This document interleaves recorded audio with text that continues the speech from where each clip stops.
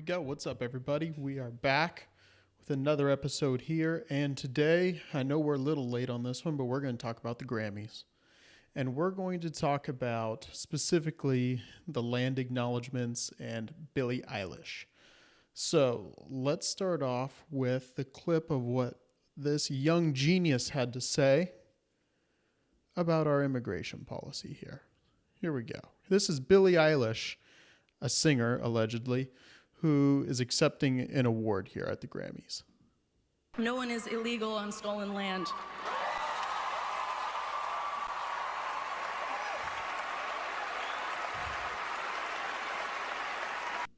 So first of all, that got a standing ovation. That's how many dumb people are there at the Grammys. No one is illegal. Okay, and no one's illegal on stolen land. That's what gets a standing ovation at a group like that. Okay, remember, these are our elites. These are some of the richest people in the country here at this little award ceremony. Again, it's all self-congratulatory, the whole thing. They give each other awards for making some of the worst music we've seen in a long time, but whatever. So Billie Eilish says no one's illegal on stolen land.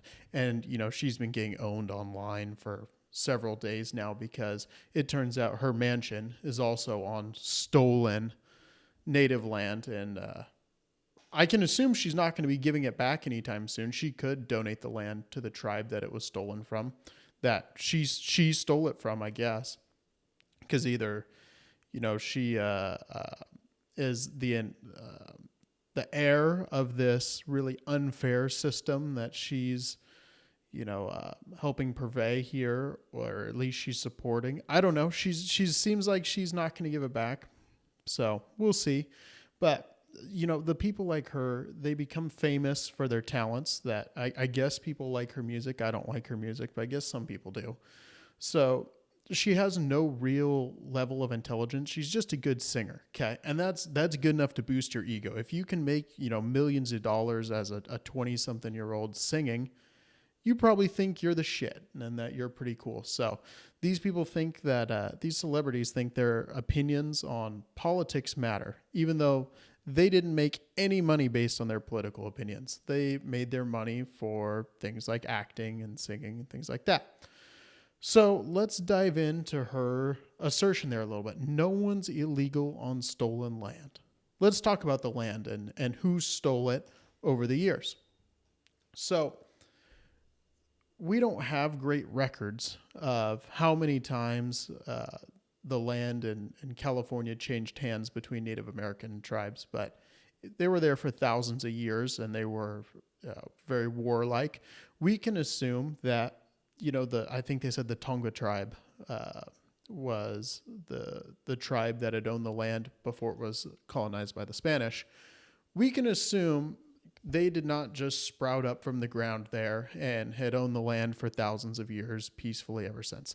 Somebody else owned that land at some point, and they won a war and took it from them. And remember, these Native American wars were extremely violent. Okay, they didn't believe in taking a lot of prisoners, and this wasn't like 18th century European warfare where you take 10% casualties and come up with a treaty and call it good. Mass genocide was going on. That's what the warfare was like between these tribes. So in 1542, the Spanish come along in California. That's the first time Spanish soldiers make it into California. That's over 20 years after Cortez lands down the Yucatan. But California wasn't permanently occupied by the Spanish until 1769. That's when Father Serra made it up there, and he was a missionary. They started establishing the missions, but the Spanish military had to follow closely because Native Americans would attack the missionaries. So it's over 200 years between Spanish explorers like Cabrillo landing in San Diego and the permanent military presence that was established there. So, and just for reference, okay, the United States is turning 250 years old this year. So the whole length of the United States existence is just a little bit longer than the Spanish were there occupying Mexico, yet not having a permanent military in California.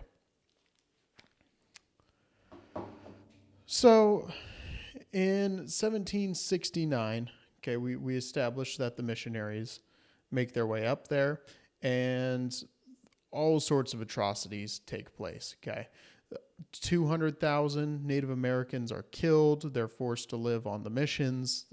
Diseases ravage the place. It was really difficult if you were a Native American being colonized by the Spanish. And when I say the Spanish at this point, the Spanish military had pretty deep colonial roots in Mexico. So most of these soldiers were not from Spain. A lot of them were native Mexicans who, maybe had some ties back to Spain, had some ancestors that were Spanish, but most of them were not Spanish because at this time, Europe is falling into complete chaos. Remember, in the late 1700s, you get the French Revolution. Shortly after, Napoleon invades Spain. So Spain's got its own problems. These are a lot of times Mexican soldiers that are occupying California under the Spanish flag. So the Native American population's completely decimated. Not all that many are killed in skirmishes. It's mostly diseases and the living conditions on the missions that kill these Native Americans. So that goes on until 1810 when the Mexican War of Independence starts. Okay.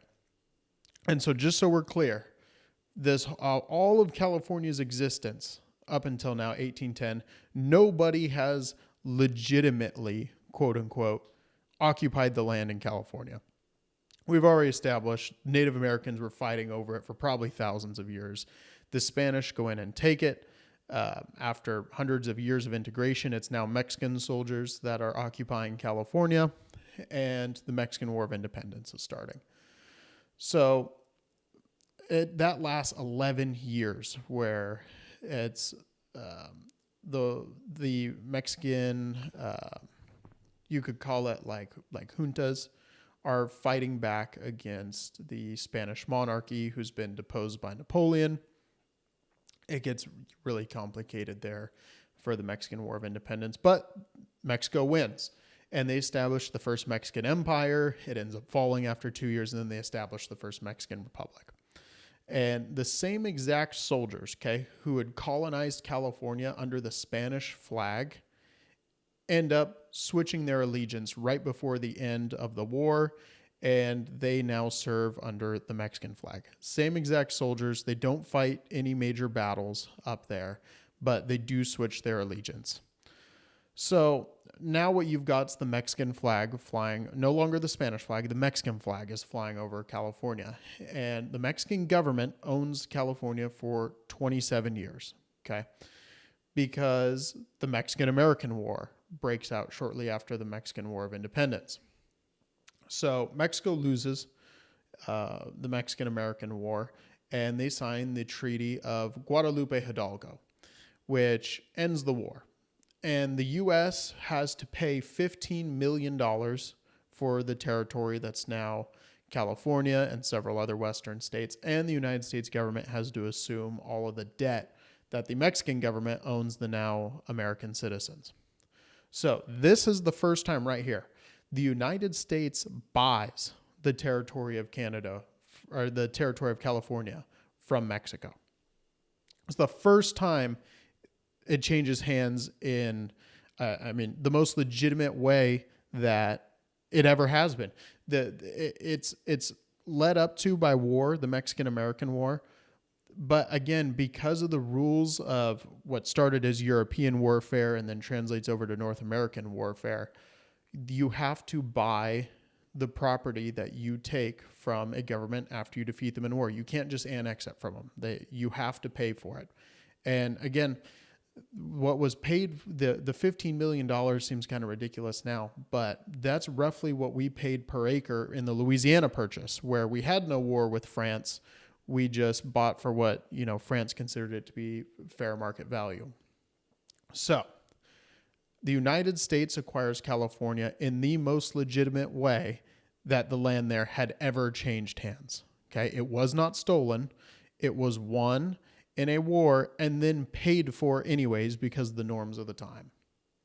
So again, under Spanish-Mexican rule, 2/3 of the Native Americans had been killed, nearly 200,000. Okay. That's between disease, malnutrition, the conditions on the missions. So when historically illiterate people like Billie Eilish are haphazardly trying to use history to justify their crazed ideology that somehow the United States, after winning a war and then paying for the land, now has to let people from Central America come here in any quantities they want. It's insane. Okay. The Native Americans fought over it. The Spanish fought the Native Americans. The Mexicans fought the Spanish. We fought the Mexicans.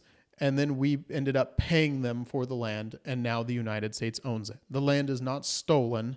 And the logic doesn't follow at all that somehow people from all over the world and all over South America should be able to just come here because somehow the United States stole this land a couple hundred years ago. The logic makes no sense at all. It doesn't even begin to follow. It's not rooted in even a little bit of truth. The train of thought can't even leave the station there because it doesn't make any sense. But you see, they just can't come out and say that. They can't come out and make a real argument for why they think 10 million people should be able to cross the border illegally. So they come up with these stupid slogans that nobody falls for except the dumb people at the Grammys, where it gets a standing ovation. They got to hide behind these historically illiterate slogans because they're stupid. They think you're stupid that you're going to believe it. California is not stolen land. Okay. Again, the United States is the most legitimate owner of this land. It was changed hands in the most legitimate way possible. And it's just the whole idea that we're just not going to recognize land because there was a war fought over it in the 19th century is insane. Then every single country on the face of this earth is somehow illegitimate under those rules. And people are just going to be able to move wherever they want. Just completely forget democracy and the immigration laws we voted on. None of those are legitimate, apparently, because Billie Eilish says the land was stolen because she's never opened a history book. It doesn't make any sense. Again, it's all just I don't even understand how, even if you thought this land was stolen, okay, you thought the Mexican-American War was completely illegitimate and, the money paid, was completely illegitimate. How then does that mean that Colombians can come to the United States and live here for free? If anyone has a claim to being victimized here, it's the Native Americans, okay? It has nothing to do with people from Central America migrating here. They have no claim to this land. It doesn't make any sense that somehow there's no one can be illegal on stolen land. Billie Eilish isn't even claiming that the people that the land was stolen from, allegedly, the Native Americans, they're not even the ones coming here. It doesn't make any sense at all. So if someone wants to try and explain to me, or Billie Eilish wants to elaborate here, which she hasn't, she's just been called an idiot a million times on Twitter. She has no response because there isn't a real response. So maybe someone will come up with something. I'd be interested to hear it. Somebody wants to explain how the Mexican-American War means that people from Venezuela get to come here. By all means, go ahead.